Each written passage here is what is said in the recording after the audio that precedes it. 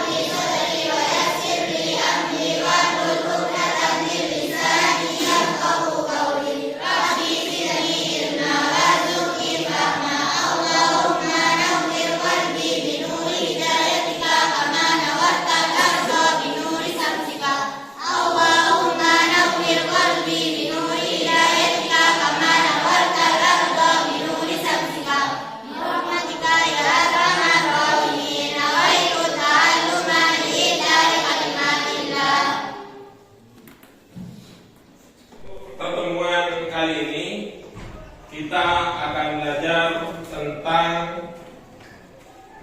pengertian hadis. Namun sebelum itu saya pengen tahu apakah ada yang tidak masuk sekarang? Masuk semua ya? Alhamdulillah kalau sudah masuk semua, kita langsung ke materi yang akan kita pelajari pada pagi hari ini. Seperti biasa, nanti akan saya bentuk kelompok menjadi 4 kelompok ya. Setelah saya menjelaskan materi kita terkait dengan pengertian Al-Quran, dan nanti juga akan ada presentasi. Setelah saya bentuk kelompok, ada yang presentasi dan juga ada sesi tanya jawab. Jadi nanti ada yang bertanya, juga ada yang menjawab.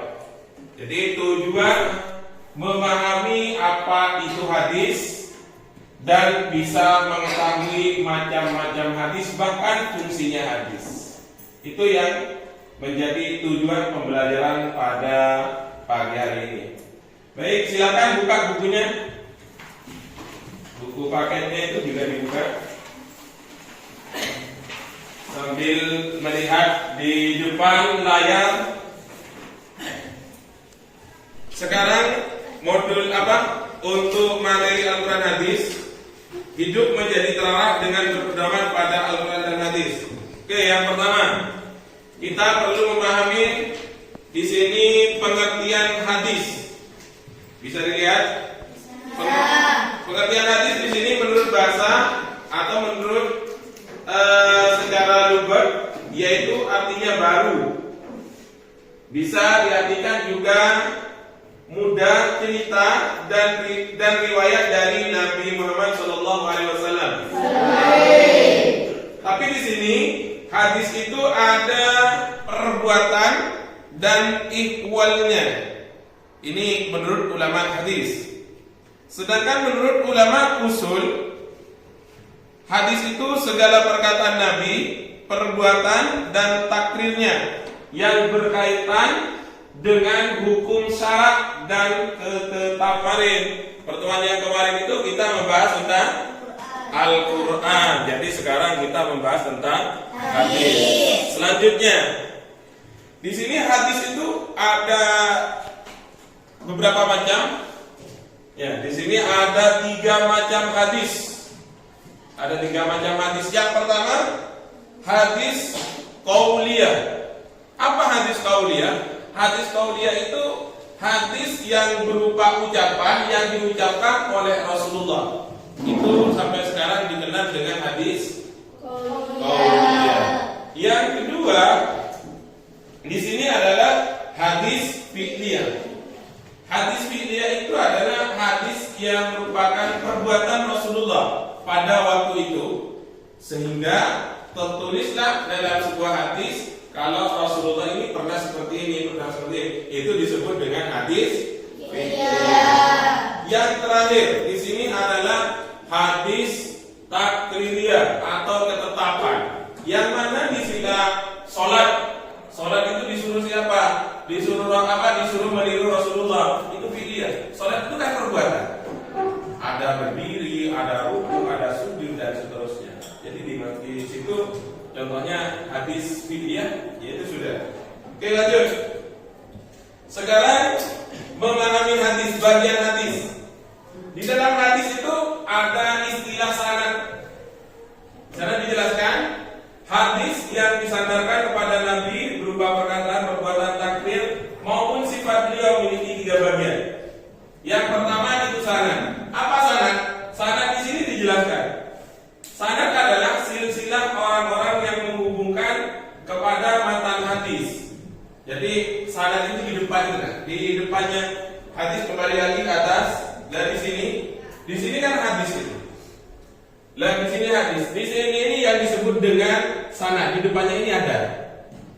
Dan terus yang kedua, kembali lagi ke ini, isinya ini. Ini matan namanya. Isi hadis. Jadi yang di depannya itu biasanya An Abi Hurairah itu disebut dengan sanad.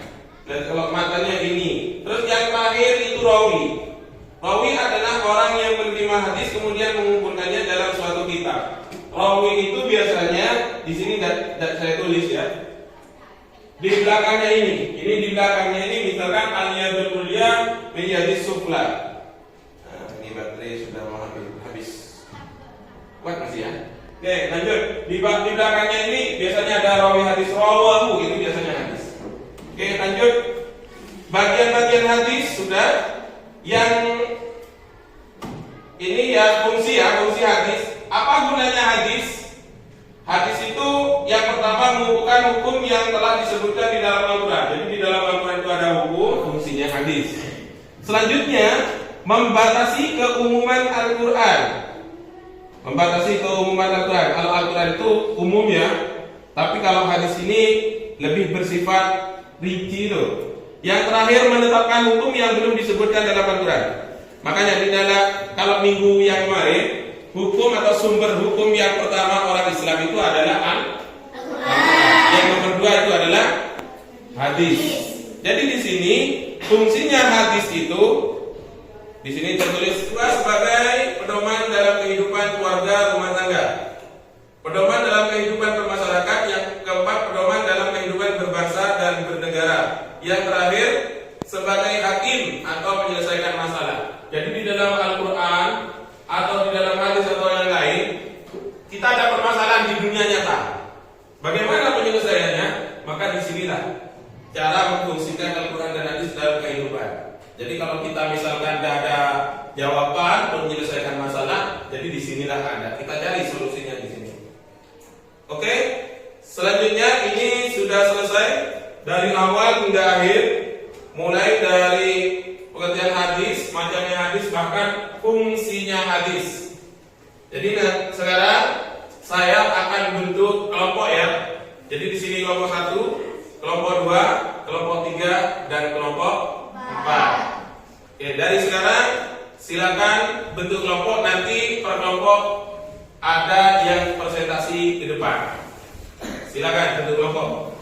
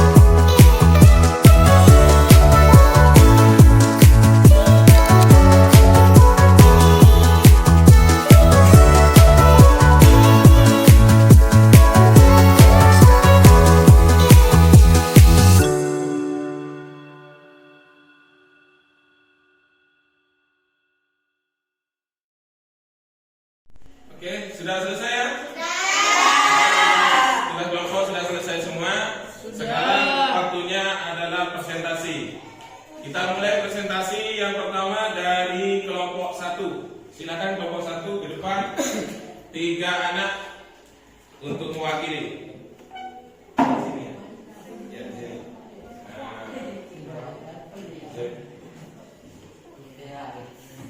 Silakan. Agak barak. Silakan dimulai.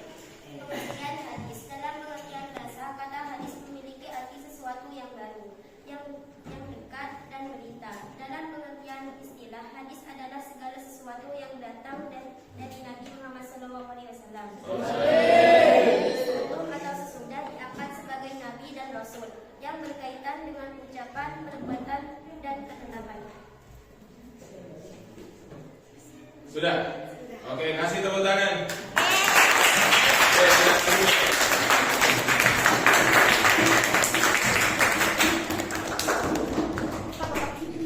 Oke, presentasi sudah selesai semua, mulai dari kelompok 1 sampai kelompok 4.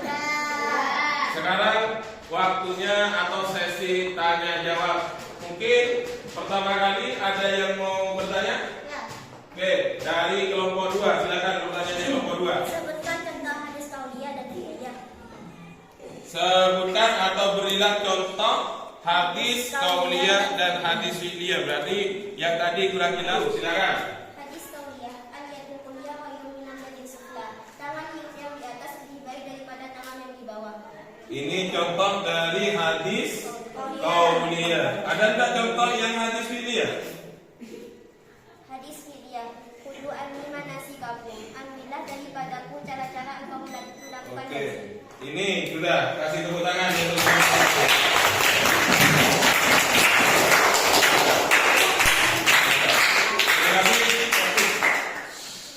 Ya, untuk penjelasan materi sudah selesai tadi, terus tugas kelompok sudah selesai. Begitupun dengan sesi tanya jawab. Jadi sekarang saya kasih kesimpulan dari apa yang kita bahas mulai dari awal sampai akhir, pengertian hadis, macamnya hadis, dan cara memfungsikan hadis. Bahkan tadi sudah ada yang tanya tentang contohnya. Berarti kita sudah cukup pertemuan kita pada pagi hari ini. Silakan tutup bukunya.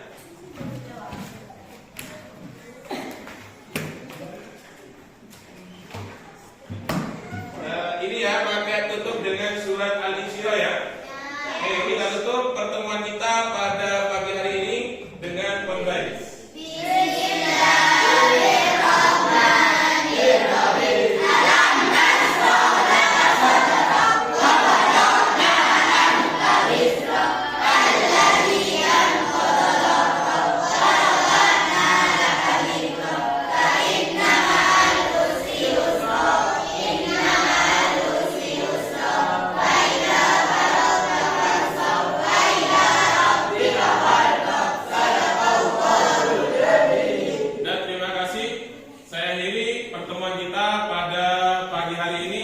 Tugas di rumah buat kalian, carilah contoh selain contoh yang tadi terkait dengan hadis qauliyah, hadis fiqhiyah, dan hadis takririyah.